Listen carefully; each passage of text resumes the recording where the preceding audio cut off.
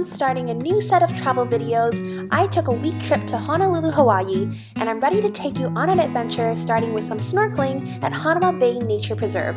Voted the #1 best beach in the United States for 2016, snorkeling with sea creatures doesn't get any better than at the state park. Since 1967, Hanauma Bay was declared a protected marine life conservation area, and it offers a pristine marine ecosystem. Today, Hanauma Bay is visited by an average of 3,000 visitors daily and is closed to the public every Tuesday, Christmas, and New Year's to allow the fish to feed without interruption. My overall thoughts for Hanauma Bay was that it was an incredibly lovely experience. Before getting to the beach, first-time visitors need to watch a video to learn about the preservation and safety rules for the park. You're not allowed to step or touch the coral and marine life, and they encourage you not to do it with a cute song, which I think is great for both adults and young children. Stepping onto the beach did feel like you are walking right into a Hawaii postcard.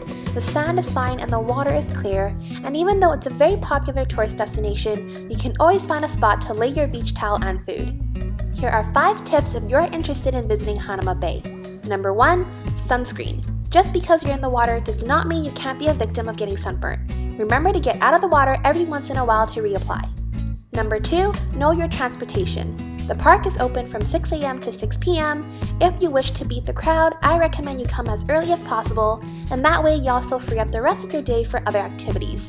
There are shuttles that provide round-trip transportation from Waikiki hotels, and I suggest you do a little research on where you're staying. Number 3, gear and cash. There is a $7.50 entry fee to get onto the beach, and you are charged to rent a locker for your clothes and valuables, though I wouldn't recommend you bring a lot of valuables anyways. Also, if you haven't rented your gear elsewhere or purchased one, you'll need money to rent a snorkel set there too.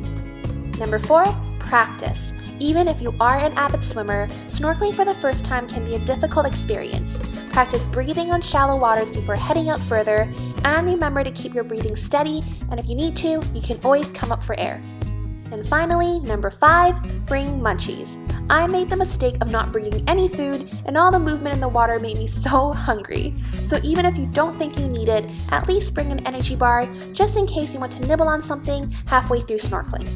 So that's it for today's video. If you enjoyed it, subscribe and join me on my next adventure in Honolulu. See you next video. Bye!